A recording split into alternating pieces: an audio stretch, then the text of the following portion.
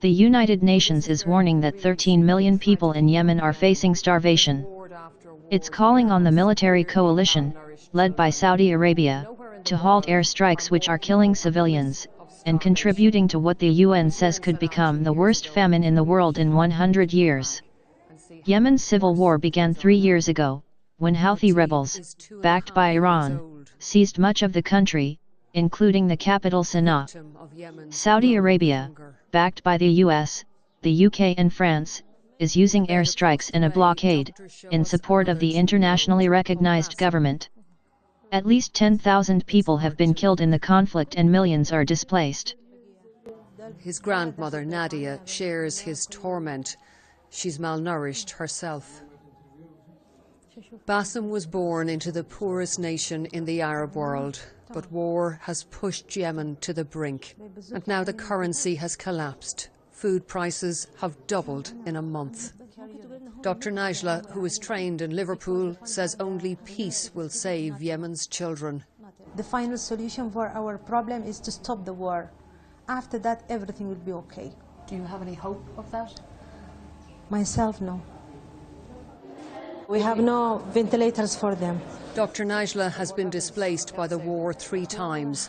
She keeps coming to work, though salaries haven't been paid in years. The United Nations is warning that if the war continues, famine could engulf Yemen in the next 3 months. I think many of us felt, as we went into the 21st century, that it was unthinkable that we could see a famine like we saw in Ethiopia, that we saw in Bengal, that we saw in parts of the Soviet Union. That was just unacceptable. Many of us had confidence that that would never happen again, and yet the reality is that in Yemen that is precisely what we are looking at. We predict that we could be looking at 12 to 13 million innocent civilians who are at risk of dying from the lack of food. Do you think we should be ashamed? Yes, there's no question. We should be ashamed, and we should, every day that we wake up, renew our commitment to do everything possible to help the people that are suffering and in the conflict. And those who escape starvation may not escape airstrikes by the Saudi-led coalition. Fuad lived through one 2 weeks ago, only just. He has lost one leg and may lose both arms.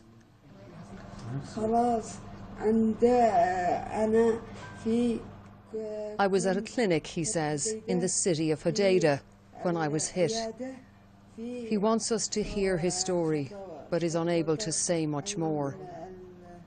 Medical staff tell us Fuad is a nurse himself. He and his colleagues were hit trying to save others. They heard airplanes above them, says Mohammed Osimi, but they didn't think they would be targeted. They were treating victims of other airstrikes. 5 people were rescued, but he's the only one who survived. In the market nearby, a bitter harvest for Yemen, food that many here can no longer afford. They are trapped between the Houthi forces who control the capital and the Saudi-led coalition, which bombs it, caught in a civil war which has become a regional power struggle. People here feel abandoned and wonder why the world has let them suffer for so long.